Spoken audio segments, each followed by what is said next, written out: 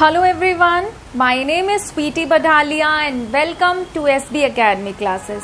तो बहुत बच्चे रिक्वेस्ट कर रहे थे कि डी और एफ ब्लॉक चैप्टर के जो मैंने वीडियोस अपलोड कर रखे हैं वो रिड्यूस सिलेबस के हिसाब से कर रखे हैं। तो उसमें ऐसे टॉपिक्स भी हैं जो इस सेशन में 2022 से 2023 में आ रहे हैं, बट उस समय पे जब मैंने वो चैप्टर पढ़ाया था उस समय वो नहीं थे। तो आज के इस वीडियो लेक्चर में हम उन दो इम्पॉर्टेंट टॉपिक्स के बारे में डिस्कस करेंगे जिसके बहुत ज़्यादा चांसेस हैं कि आपको बोर्ड में मिल जाए, और यहाँ से अगर क्वेश्चन आया तो सीधा सीधा आपको 3 नंबर या 5 नंबर में देखने को मिल सकता है। ज़्यादा चांसेस हैं कि आपको 3 नंबर में यहाँ से डायरेक्ट क्वेश्चन देखने को मिले। तो आज का ये वीडियो लेक्चर आपके लिए बहुत इंपॉर्टेंट रहेगा, एंड तक बने रहिए, ठीक है। तो शुरुआत करते हैं आज के वीडियो लेक्चर की मेन कंटेंट से कि इस वीडियो लेक्चर में हम पढ़ने क्या वाले हैं। दो बहुत ही इंपॉर्टेंट कंपाउंड्स होते हैं। मैं पहले थोड़ा सा जनरल इंट्रोडक्शन दे दूं। दो बहुत ही इंपॉर्टेंट कंपाउंड्स होते हैं जिसके बारे में आपको पता होना चाहिए। ये होता है KMnO4, जिसे हम कहते हैं पोटेशियम परमैंगनेट। इसको क्या कहते हैं हम? Potassium permanganate. और इसके बारे में अगर हम बात करें तो इसे हम बोलते हैं पोटेशियम डाइक्रोमेट, ठीक है। आपको इनके नाम, आपको इनके फॉर्मूले, ये सब पता होना चाहिए। मैं फिर से आपको कह रही हूँ, बहुत इंपॉर्टेंट टॉपिक है। इसके बहुत ज्यादा चांसेस हैं, मोर देन 90 to 95% चांसेस हैं कि आपको 3 मार्क्स में यहाँ से डायरेक्ट क्वेश्चन देखने को मिल जाए, ठीक है। तो इसका नाम क्या है? KMnO4 potassium permanganate. ये तो आपको वैसे भी पता होना चाहिए क्योंकि आप क्लास 12th के स्टूडेंट हो और आप लोग टाइट्रेशन करते हो KMnO4 की मोहर सॉल्ट और ऑक्सालिक एसिड के साथ, है ना। उसके बाद दूसरा जो हमारा इंपॉर्टेंट कंपाउंड है वो क्या है? पोटेशियम डाइक्रोमेट, जिसका फॉर्मूला क्या होता है? K2Cr2O7। अगर हम पोटेशियम की जगह यहाँ पर सोडियम लगा दें, ठीक है, तो इसका नाम क्या बन जाएगा? Sodium dichromate. बट फिलहाल हम सोडियम डाइक्रोमेट नहीं पढ़ रहे हैं, हमारे सिलेबस में क्या है? Potassium dichromate. बट पता है तुम्हें एक बात बताऊं मैं, चाहे सोडियम हो चाहे पोटेशियम हो, इसका ना मेन रोल होता ही नहीं है। मेन रोल जो होता है वो इसका होता है डाइक्रोमेट आयन का। अगर ये टूटेगा तो ये कैसे टूटेगा? ये टूटेगा 2Na प्लस में Cr2O7 2-। ये टूटेगा कैसे? 2K प्लस में Cr2O7 2-। तो ये जो हमें यहाँ पर मिल रहा है इसको हम बोलते हैं डाइक्रोमेट आयन। और डाइक्रोमेट आयन ही इम्पॉर्टेंट आप कह सकते हैं आयन है या इम्पॉर्टेंट स्पीशीज है जो मेन रोल प्ले करेगा रिएक्शंस में, ठीक है। तो इनके साथ इसका कोई भी काउंटर आयन हो, सोडियम है पोटेशियम है, उससे कोई नहीं फर्क पड़ता। मेन जो यहाँ पर काम करता है, जो रिस्पॉन्सिबल होता है रिएक्शंस के लिए, वो डाइक्रोमेट आयन होता है। इन द सेम वे जब हम KMnO4 की बात करते हैं तो ये कैसे टूटता है? K प्लस MnO4- में। तो इसको हम बोलते हैं परमैंगनेट आयन। और यहाँ पे परमैंगनेट आयन ही रिस्पॉन्सिबल होता है जितनी भी प्रॉपर्टीज हम पढ़ेंगे, जितनी भी केमिकल रिएक्शंस हम पढ़ेंगे, तो उन सबके लिए जो रिस्पॉन्सिबल है वो कौन है? परमैंगनेट आयन, ठीक है। अब आपको ना ये बात पता होनी चाहिए कि चाहे हम KMnO4 की बात करें चाहे हम पोटेशियम डाइक्रोमेट की बात करें, ये दोनों ना ऑक्सीडाइजिंग एजेंट होते हैं। ये क्या होते हैं? Oxidising agent. नाम में मतलब छुपा है, ऑक्सीडाइजिंग एजेंट। एजेंट मतलब जिसके द्वारा हम कोई काम कराते हैं। तो ऑक्सीडाइजिंग एजेंट का मतलब क्या हो गया कि इसके द्वारा हम किसी का ऑक्सीडेशन कराएंगे। तो ऑक्सीडाइजिंग एजेंट वो सब्सटेंस है जो दूसरों का ऑक्सीडेशन करता है बट खुद का क्या करता है? रिडक्शन, ठीक है। अगर आपसे वाइवा में ये पूछ लिया जाता है कि KMnO4 और K2Cr2O7 में अच्छा ऑक्सीडाइजिंग एजेंट कौन है, तो देखिए दोनों अच्छे हैं, बट कंपैरेटिवली अगर हम बात करें तो KMnO4 ज्यादा स्ट्रांग होता है एज कंपेयर टू K2Cr2O7 के। तो आपसे अगर पूछ लिया जाए कि कौन अच्छा है या कौन बेटर ऑक्सीडाइजिंग एजेंट है, तो आपका आंसर क्या होगा? KMnO4 जो है वो बेटर ऑक्सीडाइजिंग एजेंट होता है एज कंपेयर टू K2Cr2O7। मैं ये नहीं कह रही हूँ कि K2Cr2O7 बेकार है, बेकार नहीं है, बट उसके कंपैरेटिवली KMnO4 ज्यादा अच्छा है, ठीक है। तो एक बार आप वीडियो को पॉज करके इसे नोट कर लीजिए, फिर हम लोग आगे बढ़ते हैं। अब हम लोग स्टार्ट करेंगे पोटेशियम डाइक्रोमेट की प्रिपरेशन को, ठीक है। पोटेशियम डाइक्रोमेट की प्रिपरेशन में 3 रिएक्शंस इन्वॉल्व होती हैं, तो 3 मार्क्स में डायरेक्ट क्वेश्चन यहाँ से बोर्ड में आ सकता है और 1 मार्क आपका हर एक रिएक्शन के लिए होगा। अगर आपने एक भी रिएक्शन मिस कर दी तो आपके मार्क्स डिडक्ट हो जाएंगे। ठीक है, तो बड़े ही ध्यान से करेंगे और आसान है।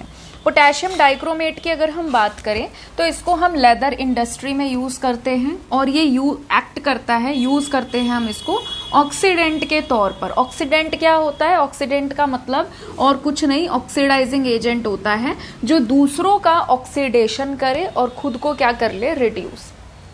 अगर आपको नहीं पता है तो मैं आपको ये बात बता रही हूं। देखिए हमारे पास ना रिडॉक्स रिएक्शंस होती है जिसको हम क्लास 11th में पढ़ते हैं। आपको ना ये इतनी बेसिक नॉलेज होनी चाहिए, नहीं है तो कोई बात नहीं, सुन लो यहाँ पर ध्यान से। तो रिडॉक्स रिएक्शन ना हम उनको कहते हैं जिसमें ऑक्सीडेशन और रिडक्शन दोनों साथ साथ चलता है। रिडॉक्स रिएक्शन का मतलब क्या है? ऐसी reaction, those reactions in which oxidation and reduction both occur simultaneously, दोनों साथ साथ चलेगा। तो ऑक्सीडेशन और रिडक्शन की आपने वो डेफिनेशन तो पढ़ी होगी। ऑक्सीडेशन का मतलब ऑक्सीजन ऐड होना, हाइड्रोजन हट जाना। रिडक्शन का मतलब हाइड्रोजन ऐड होना, ऑक्सीजन का हट जाना। बट यहाँ पे हम उस कॉन्सेप्ट से नहीं समझ रहे हैं, क्लासिकल कॉन्सेप्ट नहीं लगाएंगे, हम लगाएंगे इलेक्ट्रॉनिक कॉन्सेप्ट, मॉडर्न कॉन्सेप्ट। तो ऑक्सीडेशन का मतलब होता है ऑक्सीडेशन नंबर का बढ़ जाना और रिडक्शन का मतलब होता है ऑक्सीडेशन नंबर का घट जाना। तो आपको ना ये बात पता होनी चाहिए, ठीक है, कि आपका जो K2Cr2O7 है वो ऑक्सीडेंट के तौर पर काम करता है, ऑक्सीडाइजिंग एजेंट होता है। तो दूसरे का ऑक्सीडेशन कर रहा है, मतलब किसी का ऑक्सीडेशन नंबर बढ़ाएगा और खुद का रिडक्शन कर रहा है तो मतलब खुद का ऑक्सीडेशन नंबर कम कर लेगा। ठीक है, बहुत बेसिक सी बात है। अब देखिए क्या कह रहे हैं, लेदर इंडस्ट्री में यूज करते हैं, ऑक्सीडाइजिंग एजेंट की तरह एक्ट करता है for the preparation of many azo compounds. Azo compounds किसको कहते हैं हम? जिसमें नाइट्रोजन ट्रिपल बॉन्ड नाइट्रोजन या नाइट्रोजन डबल बॉन्ड नाइट्रोजन आ रहा है। बेसिकली नाइट्रोजन नाइट्रोजन के बीच में बॉन्ड होता है यहाँ पर, ठीक है, इस तरीके से। तो ये ना बहुत ही जो एजो कंपाउंड्स होते हैं ये कलर इम्पार्टिंग कंपाउंड्स होते हैं। ये डाइज वगैरह में हम यूज करते हैं। डाई हमारे क्या है? डाई हो गया, मतलब इंडिकेटर्स। तो ये कलर देने वाले कंपाउंड्स होते हैं, तो वहां पे इनको ये प्रेजेंट होते हैं। अच्छा, प्रिपरेशन की बात करते हैं। प्रिपरेशन बहुत आसान है, ऐसे नहीं सोचना अरे 3 रिएक्शन आ गई हम तो रट्टा नहीं लगा सकते। आपको ना थोड़े थोड़े पॉइंट्स पकड़ने हैं। अगर आपने वो थोड़े थोड़े पॉइंट्स पकड़ लिए ना, आप जैसे तैसे करके मोड़ तोड़ के ना रिएक्शन बना दोगे। ठीक है, तो देखो सबसे पहले ना अपने दिमाग में ये बिठा लो कि जो हम बनाते हैं पोटेशियम डाइक्रोमेट, ये क्रोमाइट ओर से बनता है। किससे बनता है? क्रोमाइट ओर से। और क्रोमाइट ओर का फॉर्मूला क्या होता है? FeCrO4। क्या होता है? FeCr2O4। ये आपकी क्रोमाइट ओर का फॉर्मूला होता है। इसको हम क्या करते हैं? सोडियम या फिर पोटेशियम कार्बोनेट के साथ, सोडियम या फिर पोटेशियम कार्बोनेट, यहाँ पर हम K2CO3 भी ले सकते हैं, बट इतनी हम ज्यादा उसमें नहीं पढ़ेंगे क्योंकि बहुत कुछ याद करना है इस टॉपिक में। थ्योरेटिकल कॉन्सेप्ट है, थ्योरेटिकल टॉपिक है, तो इग्नोर ही मारो उसको। बट हाँ, ध्यान रखना कि सोडियम की जगह पोटेशियम जो है हम वो यूज कर सकते हैं। और in free access of air, जो एयर है, एयर पे कोई रिस्ट्रिक्शन नहीं है, आराम से लार्ज अमाउंट में जो है ऑक्सीजन आती जा रही है, एयर आती जा रही है। ठीक है, अब देखो क्या है, आप ना इसकी सोशियोमेट्री के लिए जो इसके आगे के नंबर हैं उसके लिए भी परेशान मत होना, वो भी आप बैलेंस कर लोगे। ठीक है, मेन चीज समझो पहले। हमने क्या किया, हमने ना क्रोमाइट ओर ले लिया, FeCrO4 ले लिया। अब FeCrO4 ले लिया। अच्छा, मुझे एक बार ना समझाने के लिए थोड़ा सा स्पेस चाहिए, तो आप ना या तो वीडियो को पॉज करके इसका स्क्रीनशॉट ले लो, या फिर है ना आप दोबारा आ जाना, आपके पास रिकॉर्डेड लेक्चर है ना, तो आप वापस रिवर्स में जाके नोट डाउन कर लेना। मुझे समझाने के लिए थोड़ा सा स्पेस चाहिए होगा। ठीक है, तो मैं इसको मिटा रही हूँ। कोई नहीं, आप वापस बैक में जाके नोट कर सकते हो, वीडियो को पॉज करके। मैं साइड हो गई थी। तो अब ना पहले इसको समझो। देखो जैसे FeCrO4 है, FeCrO4 है। देखो मैं, क्योंकि रिकॉर्डेड लेक्चर है, मैं चाहूं ना तो सिर्फ ये 3 रिएक्शन रीड करके आगे बढ़ सकती हूँ, बट मैं यहाँ पर एफर्ट्स इसलिए डाल रही हूँ ताकि आप ना याद कर सको।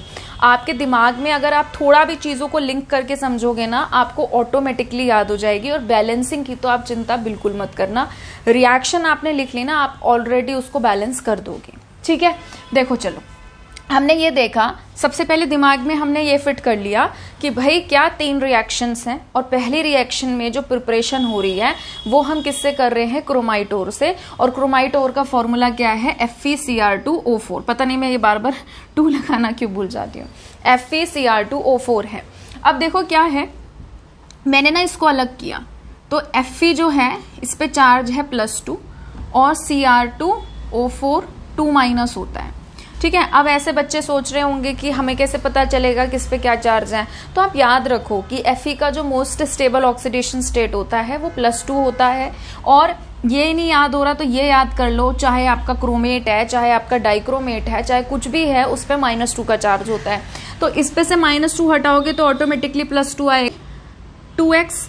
क्रोमियम का निकालना है, उसे x मान रहे हैं, और 2 है तो 2x माना। फिर उसके बाद प्लस में ऑक्सीजन 4 है, ऑक्सीजन पे चार्ज होता है -2, और ओवरऑल कितना है -2, ठीक है। कोऑर्डिनेशन में हमने सीखा भी था चार्ज निकालना। इसको मल्टीप्लाई करेंगे, -8 आया, -8 वहां पर जाके क्या हो जाएगा, +8, तो कितना आ गया ये, +6। x की वैल्यू आपकी क्या आ गई है, x की वैल्यू आ गई है 3, तो ये हमने यहाँ पर 3 लिख दिया, और आयरन कितना था, +2। अच्छा यहाँ पे ना इसको ठीक करो जरा, यहाँ पे C नहीं आएगा, ये कुछ नहीं है, Fe2O3 है बस, इसको इसके साथ थोड़ा चिपका के लिख लो, Fe2O3, ये हो गया। फिर उसके बाद हमारे पास क्या है, सोडियम कार्बोनेट है, और उसके साथ साथ हम क्या कर रहे हैं, ऑक्सीजन के साथ रिएक्शन कर रहे हैं। अब आपको पता है एयर की प्रेजेंस में जब भी कोई रिएक्शन होती है, कंबशन वगैरह, ये सब क्या है, ये ऑक्सीडेशन रिएक्शन होती है। क्या होता है, ऑक्सीडेशन रिएक्शन। तो यहाँ पे ऑक्सीजन अपनी एलिमेंट्री फॉर्म में है, क्या हो जाएगा, 0। यहाँ पे ऑक्सीडेशन स्टेट निकालेंगे, ठीक है, यहाँ पे निकालेंगे इसका, तो Fe कितने हैं, 2 हैं, इसको छोड़ दो, अभी इसका निकाल रहे हैं हम, Fe2O3 का निकाल रहे हैं, ठीक है। तो इसको मानेंगे 2x, ऑक्सीजन 3, ऑक्सीजन पे चार्ज होता है -2, यहाँ पे ओवरऑल कोई चार्ज नहीं है तो 0 से इक्वेट कर देंगे, क्या आ गया ये, -6 वहां जाके हो जाएगा +6, आप 6 को 2 से डिवाइड करोगे तो क्या आ जाएगा, +3। तो Fe आप देख रहे हो +2 से किस में चेंज हुआ, +3 में। मैंने कहा था जब ऑक्सीडेशन नंबर बढ़ता है तो ऑक्सीडेशन होता है, तो किसका ऑक्सीडेशन हो रहा है, कौन ऑक्सीडाइज हो रहा है, Fe। आयरन जो है +2 से +3 में चेंज हो रहा है। फिर उसके बाद यहाँ पे निकाल लो क्रोमियम का, ये है आपका Na2Cr O4, सोडियम हटाया, 2Na+ हटाया, तो इस पे आया CrO4-, इसे मानो x, प्लस में 4 -2 इज इक्वल टू कुछ गड़बड़ हुई है, 2+ हटाया तो 2- आएगा, 2+ हटाया ना तो 2- आएगा, तो ये कितना हो गया, -8 वहां पर जाकर क्या हो जाएगा, +8, तो x की वैल्यू क्या आ गई, +6। आप वैसे ना याद भी रखो कि जो आपका क्रोमेट आयन होता है और जो डाइक्रोमेट आयन होता है उस पे हमेशा क्रोमियम का चार्ज +6 होता है। मैं आगे जाके पढ़ाऊंगी भी, बट मैं क्या कह रही हूँ, चाहे आपके पास CrO4 2- है, चाहे आपके पास Cr2O7 2- है, इसमें क्रोमियम का ऑक्सीडेशन स्टेट +6 ही होता है, ठीक है। तो यहाँ पे क्रोमियम का ऑक्सीडेशन स्टेट क्या आ गया है आपका +6, और यहाँ पर क्या आया था आपका +3। तो +3 से किस में गया है, +6 में, यानी कि ये भी क्या हो रहा है, ऑक्सीडेशन नंबर इसका बढ़ गया है ना, यहाँ पर ऑक्सीडेशन नंबर जो है इसका बढ़ गया, तो ये भी क्या हो रहा है, ऑक्सीडेशन। उसके साथ साथ अगर ऑक्सीजन की बात करें तो ऑक्सीजन का यहाँ कितना है, 0, एलिमेंट्री स्टेट में 0 होता है, रूल होता है। यहाँ -2 है, यहाँ -2 है, और यहाँ -2 है, तो ऑक्सीजन का 0 से -2 गया, ऑक्सीडेशन नंबर घट गया, यानी कि क्या हुआ है, रिडक्शन, ठीक है। तो इतना जो हम सब पढ़ रहे हैं, आप इसमें जो काम की बात याद रखेंगे वो क्या बात याद रखेंगे,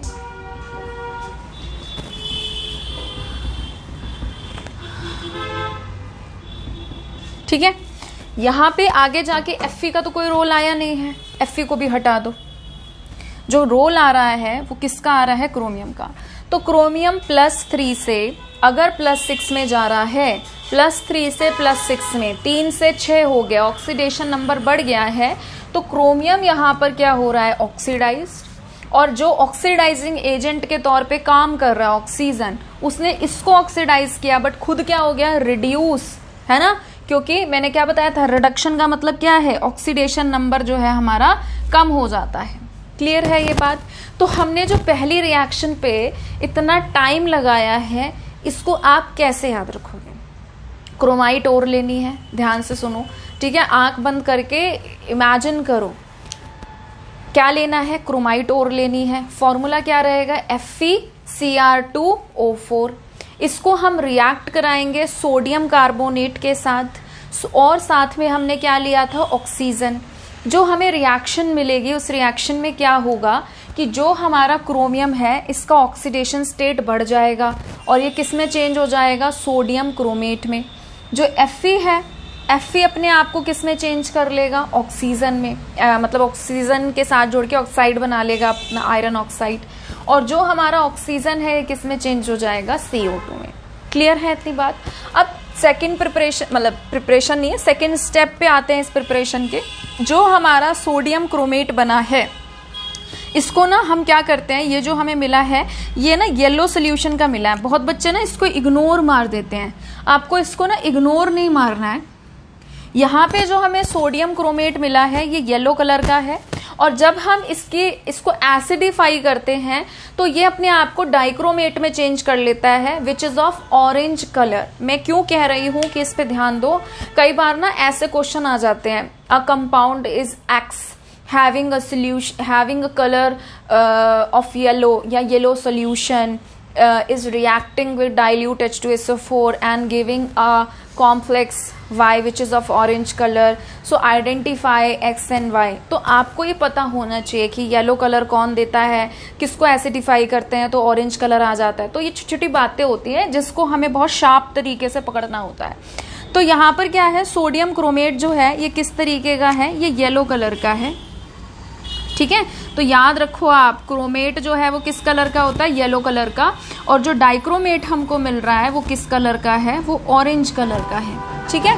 तो क्या होगा, जब हमें ये मिल गया येलो सोल्यूशन सोडियम क्रोमेट का, अब इसमें तो ये भी है CO2 तो चलो उड़ गई, पर उसमें Fe2O3 भी है, तो हम क्या करते हैं, उसको फिल्टर कर लेते हैं। तो जो हमारा येलो कलर का सोल्यूशन है सोडियम क्रोमेट का, हम उसे फिल्टर कर लेंगे, और फिर हम उसको ना एसिडिफाई करते हैं सल्फ्यूरिक एसिड के साथ, H2SO4 के साथ, तो वो ना ऑरेंज कलर देता है सोडियम डाइक्रोमेट आयन का। ये ना वैसे भी बहुत इंपॉर्टेंट रिएक्शन है, मैं ना आपको आगे जाके कराऊंगी कि क्रोमेट में क्या डालें कि वो डाइक्रोमेट में चेंज हो जाए, डाइक्रोमेट में क्या डालें कि वो क्रोमेट में चेंज हो जाए। ये ना एसिडिक और बेसिक मीडियम में एक दूसरे में इंटर कन्वर्टिबल होते हैं, चेंज हो जाते हैं।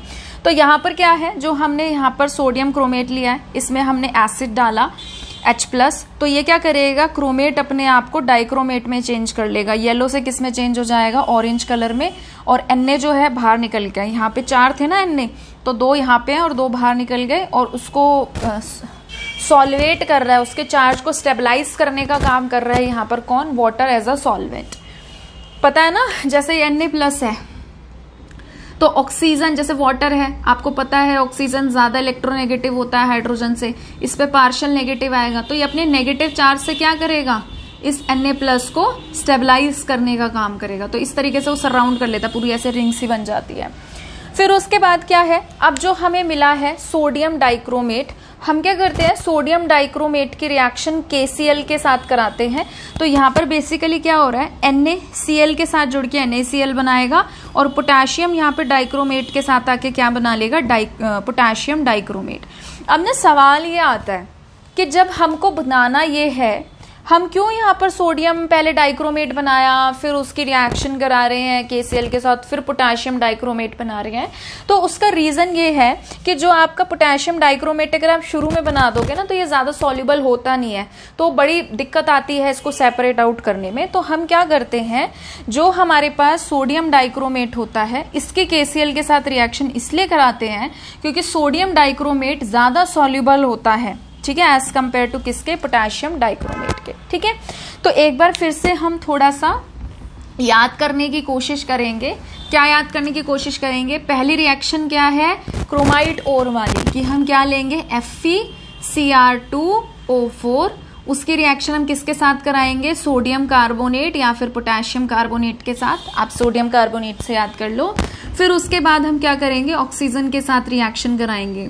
तो ये अपने आप को किस में चेंज कर लेगा, Fe2O3 में। फिर उसके बाद यहाँ पे ये क्या बन जाएगा, Cr2O4, उसके साथ कुछ रहेगा अभी, क्या रहेगा, सोडियम। तो Na2Cr O4 और प्लस में क्या बनेगा, CO2 बना था। मैच करो, क्या यही था, हाँ यही था। FeCrO4, फिर क्या था Na2CO3, फिर क्या था O2, फिर क्या मिला था Fe2O3, फिर Na2CrO4 और CO2, ये था। उसके बाद याद करो मैंने क्या बताया था, मैंने कहा था कि सेकंड स्टेप आप याद रखो, बहुत इंपॉर्टेंट है। कई बार वैसे भी पूछ लेते हैं कि ये ना येलो कलर का होता है और येलो कलर से ये ऑरेंज कलर में चेंज हो सकता है। किस में चेंज हो सकता है, एसिडिक सोल्यूशन में। तो हम क्या करते हैं, जो हमारे पास ये सेकेंड रिएक्शन क्या है इसकी, Na2CrO4, इसकी जब हम एसिडिक मीडियम में रिएक्शन कराते हैं तो ये क्रोमेट से अपने आप को किस में चेंज कर लेता है, डाइक्रोमेट आयन में। और यहाँ पर क्या था, 2 था, मैंने कहा था ना 4 है, तो यहाँ पे क्या आ जाएगा, Na2Cr2O7 प्लस में 2Na प्लस। अब देखो तुमने ये भी याद कर ली ना, तो तुम्हें यहाँ पर ये पता रहेगा कि भाई मैं किस से किस में चेंज कर रहा हूँ, येलो से किस में चेंज हो रहा है, ये ऑरेंज में। इतना हो गया। वाटर भी लिख देना, मैंने वाटर का भी वो याद कर लेना कि Na प्लस को मैंने बताया था कि हाइड्रेट कौन करता है, रिंग कौन बनाता है, वाटर। तो ऐसे ना लिंक कर करके याद कर लिया करो। थर्ड रिएक्शन मैंने क्या बताई थी कि भाई हम यहाँ पर सोडियम ही क्यों ले रहे हैं, हम पोटेशियम क्यों नहीं लेते, क्योंकि ये ज़्यादा सॉल्युबल होता है। तो अब दिमाग पे थोड़ा जोर डाल लेना अगर भूल जाओ तो, कि जाहिर सी बात है मुझे सोडियम को हटा के अगर पोटेशियम यहाँ पर बनाना है तो मुझे पोटेशियम से रिलेटेड ही कुछ डालना पड़ेगा। और मैं क्या डालूं भाई, पोटेशियम डालना है तो पोटेशियम का तो कुछ लगेगा, पोटेशियम के साथ क्या लूं। तो तुम सोचो कि हम क्या खाते हैं, हम नमक खाते हैं और Na बहुत ज़्यादा स्टेबल कंपाउंड बनाता है किसके साथ, Cl के साथ। तो NaCl अगर बने तो यहाँ पर जाहिर सी बात है क्या लेना पड़ेगा, KCl। ठीक है, तुम इस रिएक्शन को जिस तरीके से मैंने बताया है ऐसे याद करो। याद करने के बाद अपनी कॉपी में अगर तुमने 2-3 बार भी खुद से बिना चीटिंग करे लिख लिख के प्रैक्टिस कर ली, मैं गारंटी के साथ कहती हूँ तुम्हें याद हो जाएगी। और पॉजिटिविटी देख रहे हो, मैं अभी से कह रही हूँ याद हो गई ठीक है, क्योंकि मुझे भरोसा है तुम याद कर लोगे। और एक बार तुम्हें रिएक्शन याद हो गई ना तो ऑटोमेटिकली तुम बैलेंसिंग कर लोगे। ठीक है, बैलेंसिंग में देखो मुझे पता है मैं ना यहाँ पे 7O2 लेती हूँ, यहाँ पे मुझे पता है कि मैं 7O2 लेती हूँ। अगर मुझे पता चल गया ना इसमें से किसी भी एक की स्टोइचियोमेट्री, तो मैं बाकी को बैलेंस कर लूँगी। मुझे पता है ये तो 7 ही रहेगा, अब मुझे जैसे भी अरेंज करना है वो मैं कर लूँगी। इतना तो हम करते हैं ना हिट एंड ट्रायल मेथड से जनरल एप्टीट्यूड। ठीक है, तो एक बार आप वीडियो को पॉज करके इसे नोट कर लीजिए। मैं चाहती तो मैं ये तीनों reaction as it is read कर सकती थी, बट मेरा मोटिव ये था कि साथ साथ तुम्हें थोड़ा सा मैं याद कराते हुए चलूं। बाकी 100% तुम्हें अच्छे से याद हो जाएगा अगर तुम कॉपी में, रफ कॉपी में एक बार इसे खुद से लिख के प्रैक्टिस कर लोगे तो। ठीक है, एक बार नोट कर लो इसको। ठीक है, चलिए आगे बढ़ते हैं। अब ये जो टॉपिक हम करने वाले हैं अपनी कॉपी में से very very very very important mark कर देना। ठीक है, कई बार आ जाता है ये। जो मैं आपको बता रही थी, क्या बता रही थी कि जो हमारे पास ये होता है क्रोमेट और ये क्या होता है डाइक्रोमेट। ठीक है, अगर किसी को ये दिक्कत हो भैया हमें याद नहीं हो रहा किसे क्रोमेट कहना है और किसे डाइक्रोमेट कहना है, तो देखो क्रोमेट के आगे जब डाई लग जाए, डाई का मतलब होता है 2 के लिए हम डाई लगाते हैं, तो जहाँ क्रोमियम 2 है वो डाई है, डाइक्रोमेट। ठीक है, और जहाँ पे कुछ नहीं है तो वहाँ पर एक ही क्रोमियम है। ठीक है, तो इसमें ना दोनों का आप निकाल लो। दोनों का अगर आप निकालोगे तो आपको पता चल जाएगा ऑक्सीडेशन स्टेट सेम आता है। जैसे इससे मैंने X माना, ऑक्सीजन 4 है, ऑक्सीजन पे चार्ज होता है -2, -2 से इक्वेट कर दिया, इसे मल्टीप्लाई किया, -8 आया, -8 वहां पर जाकर क्या हो गया प्लस का 8 और x की वैल्यू क्या आ गई प्लस का 6। ठीक है, फिर उसके बाद इसका निकालेंगे, ऑक्सीजन क्रोमियम 2 है तो 2x माना, ऑक्सीजन 7 है, 7 को -2 से मल्टीप्लाई किया, चार्ज होता है और ओवरऑल कितना है -2, ये मल्टीप्लाई होकर क्या आ गया -14, -14 वहां जाकर क्या हो जाएगा प्लस का 14, क्या आ गया, 2x की वैल्यू 12 और x की वैल्यू क्या आ गई, प्लस का 6, ये वहां जाके डिवाइड हो जाएगा ना, तो 6 आ गया। तो ये भी आपको पता होना चाहिए, पेपर में भी आ सकता है, आपसे वाइवा में भी पूछा जा सकता है कि आप कोई भी ऐसे आयंस बताइए जिसमें ऑक्सीडेशन स्टेट सेम आ रहा है, तो क्रोमेट एंड डाइक्रोमेट का आप एग्जाम्पल दे सकते हैं, पूछा भी जा सकता है, ठीक है। कई क्वेश्चन में इनडायरेक्टली भी यूज हो सकता है, तो पता होना चाहिए। तो कह रहे हैं कि सॉल्यूशन के अंदर जो क्रोमेट आयन होते हैं वो इक्विलिब्रियम में रहते हैं डाइक्रोमेट आयन के साथ, इनके बीच में क्या रहता है, इक्विलिब्रियम रहता है। और depending upon the pH of the solution, solution का पीएच क्या है, एसिडिक है कि बेसिक है, उससे डिसाइड रहेगा कि कौन डोमिनेट करेगा। तो पीएच के अकॉर्डिंग, सॉल्यूशन के पीएच के अकॉर्डिंग इक्विलिब्रियम जो है वो फॉरवर्ड या बैकवर्ड डायरेक्शन में चेंज होता रहता है। अगर अल्कलाइन मीडियम है, यानी कि क्या है, बेसिक मीडियम अगर आपका है, तो डाइक्रोमेट बेसिक मीडियम में अपने आप को किस में चेंज कर लेगा, वो चेंज कर लेगा क्रोमेट आयन में। और अगर एसिडिक मीडियम है तो क्रोमेट आयन अपने आप को किस में चेंज कर लेगा, डाइक्रोमेट आयन में। और अगर आपको प्रिपरेशन याद है K2Cr2O7 की, जो अभी हम पीछे कर रहे थे इतना टाइम लगाकर, अगर आपने वो याद किया है तो सेकेंड स्टेप में याद करो कि जो हमारा सोडियम क्रोमेट बना था, हमने उसको सोडियम डाइक्रोमेट में चेंज किया था H2SO4 डाल के। तो अगर आपको वो प्रिपरेशन याद है तो आप इन दो रिएक्शन में कंफ्यूज बिल्कुल नहीं होगे कि क्रोमेट एसिडिक में चेंज होता है डाइक्रो में और डाइक्रोमेट बेसिक में चेंज होता है क्रोमेट, ठीक है। तो वीडियो को पॉज करके एक बार इसको नोट कर लीजिए,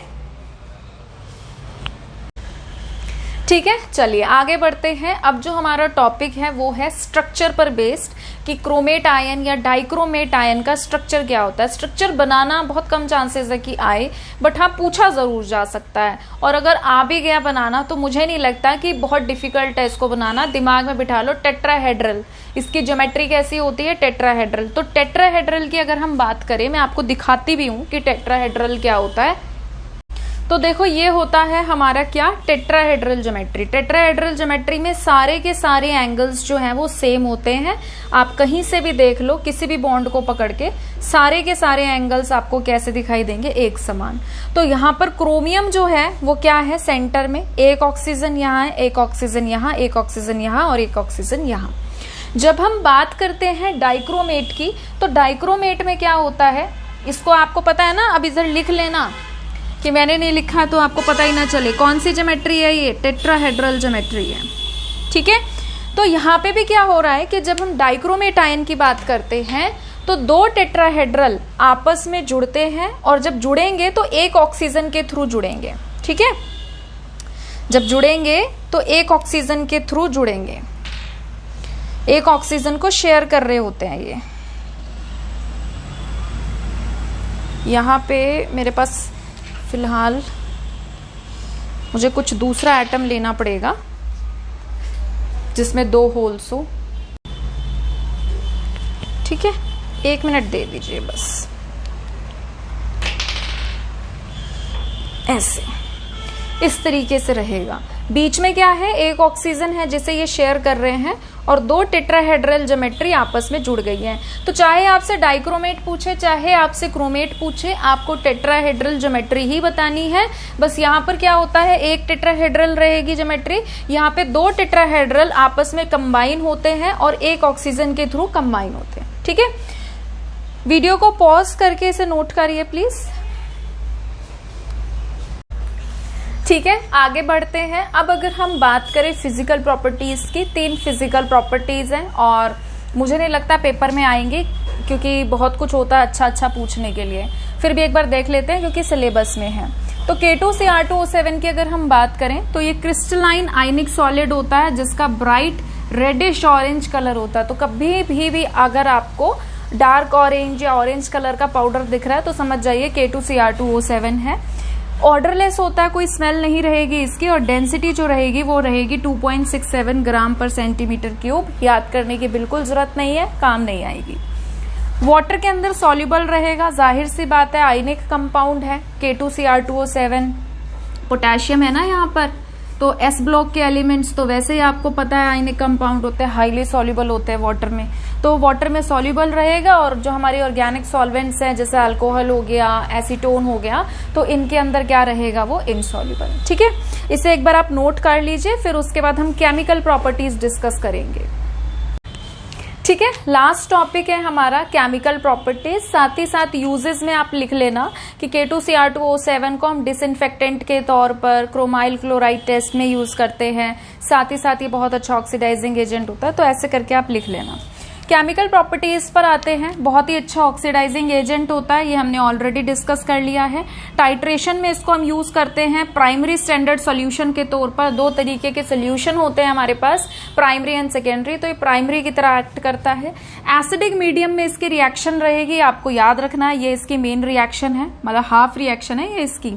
और आयोडाइड को ऑक्सीडाइज कर देगा I2 में, H2S को ऑक्सीडाइज कर देगा सल्फर में, Fe2+ को Fe3+ में, किसको फेरस को फेरिक में, स्टैनस को स्टैनिक में, नाइट्राइट को नाइट्रेट में। तो ये आपको याद करनी है। अब बहुत सारे बच्चे परेशान होंगे, अरे मैम ये कैसे याद करें, बहुत आसान है, ध्यान दो। जैसे हमारे पास है Cr2O7 2-, भाई अगर हम पोटेशियम डाइक्रोमेट की बात कर रहे हैं तो तुम्हारा ना सबसे पहला काम ये होना चाहिए कि तुम पोटेशियम को हटाओ रास्ते से। पोटेशियम पे प्लस होता है और 2 पोटेशियम है, 2 प्लस हटाओगे तो जाहिर सी बात है इस पे कैसा साइन आएगा, 2-। इसे 2x मानो, ऑक्सीजन 7 है, ऑक्सीजन पे चार्ज होता है -2 और ओवरऑल कितना है -2। इसको मल्टीप्लाई करो, -14 आएगा, -14 वहां जाके प्लस का 14 आएगा और 2x की वैल्यू क्या आ गई आपकी 12 और x की वैल्यू आपकी क्या आ गई है 6 आ गई है। तो यहाँ पे क्रोमियम जो है, एक एटम क्रोमियम का x की वैल्यू निकाली है मैंने 6 है और ये अपने आप को चेंज कर रहा है क्रोमियम 3+ में। इतना तो याद कर सकते हो कि +6 से +3 में जाता है। यहाँ पे क्रोमियम कितने हैं 2, तो तुम यहाँ पर 2 से मल्टीप्लाई कर दोगे। अब मैंने 6 जो है वो x की वैल्यू निकाली थी, 2x, 2 क्रोमियम की वैल्यू कितनी है 12। यहाँ पे क्रोमियम, एक क्रोमियम पर 3+ है, मैंने एटम को बैलेंस किया, यहाँ क्रोमियम 2 थे वहां भी 2 कर दिए, तो 2 क्रोमियम पर +3 कितना हो गया +6। तो एक एटम के हिसाब से +6 और +3 था और 2 एटम के हिसाब से यहाँ पर +12 और वहां पर +6 है। कितने का डिफरेंस है +12 और +6 के बीच में, कितने का डिफरेंस है 6 का। 6 इलेक्ट्रॉन वहां ऐड करेंगे जहां पर चार्ज ज्यादा, कर दिए ऐड। अब ऑक्सीजन देखो, ऑक्सीजन के लिए ऐड करेंगे वाटर और हाइड्रोजन के लिए ऐड करेंगे H+, ये याद कर लो। यहां ऑक्सीजन कितने हैं 7, यहां पर कितने है ही नहीं, तो ऑक्सीजन के लिए 7 वाटर ऐड कर दिए। हाइड्रोजन यहाँ कितने हैं 7 दूनी 14, यहाँ है ही नहीं, तो 14 H+ यहाँ पर ऐड कर दिए। हो गया ये रिएक्शन। Cr2O7 2- प्लस में 6 इलेक्ट्रॉन प्लस में 14 H+ गिव्स 2 Cr3+ प्लस में 7 H2O। तो रट्टा मारने की जरूरत नहीं है, बैलेंसिंग से आप निकाल सकते हो। जैसे मैंने बोला है एक बार फिर से आप पीछे जाके रिवाइंड करके सुन सकते हो। अब किसी के साथ भी दे दी, मान लो कह रहे हैं Fe का बताओ, तो हम ये कहेंगे कि भाई Fe जो है Fe2+ तो वो देंगे, ठीक है, बताएंगे। हमें पता है दिमाग में कि ऑक्सीडाइजिंग एजेंट होता है। ऑक्सीडाइजिंग एजेंट का मतलब क्या, दूसरे का ऑक्सीडेशन करेगा। अब हमें Fe2+ पूछ लिया, तो मुझे ये बात पता है कि Fe ना 2 ही ऑक्सीडेशन स्टेट शो करेगा आयंस में, +2 +3, और सिंपल अगर अकेले पड़ा होता न्यूट्रल तो 0। तो +2 से अगर मुझे ऑक्सीडेशन कराना है, अभी अभी मैंने आपको बताया था पीछे कि ऑक्सीडेशन का मतलब होता है ऑक्सीडेशन नंबर बढ़ जाना, तो 2 से किस में जाएगा, 2 से ये जाएगा 3 में, ये बात हमको पता है। अब 2 से 3 में गया, कितने का डिफरेंस है, यहाँ पर 1 का डिफरेंस है, तो 1 इलेक्ट्रॉन में वहां ऐड कर दूंगी जहां पर चार्ज ज्यादा। ऑक्सीजन यहाँ है नहीं, हाइड्रोजन यहाँ है नहीं, Fe यहाँ 1 है, वहां पे भी 1 है, तो सब कुछ बैलेंस है। मैं इस हाफ इक्वेशन को इस हाफ इक्वेशन में तब तक ऐड नहीं कर सकती जब तक दोनों के इलेक्ट्रॉन बराबर ना हो। तो यहाँ पर 6 इलेक्ट्रॉन है, यहाँ पर 1 है, मैं पूरी इक्वेशन को 6 से मल्टीप्लाई कर दूंगी, तो ये क्या बन जाएगा, ये बन जाएगा 6 Fe2+ गिव्स 6 Fe3+ प्लस में 6 इलेक्ट्रॉन। तो हम क्या करेंगे, दोनों इक्वेशन हाफ इक्वेशन को ऐड कर देंगे। यहाँ पे 6 इलेक्ट्रॉन से 6 इलेक्ट्रॉन कट गया, लेफ्ट को लेफ्ट में ऐड कर दो, क्या आ जाएगा ये Cr2O7 2 माइनस, प्लस में 6Fe 2 प्लस, प्लस में 14H plus gives 2Cr3 plus, plus में 6Fe 3 प्लस, प्लस में 7H2। ठीक है, तो इस तरीके से आप किसी भी रिएक्शन को बैलेंस कर सकते हो। ठीक है, यहां पे आपको क्या करना है, बेसिकली ये हाफ रिएक्शंस याद करनी है, ये हाफ रिएक्शन याद करनी है। अगर आपको कैलकुलेशन समझ में आई है कि किस तरीके से हम करते हैं, तो आप दोनों को बैलेंस करके इलेक्ट्रॉन से इलेक्ट्रॉन को कैंसिल करके ओवरऑल रिएक्शन को फाइंड आउट कर सकते हैं। ठीक है।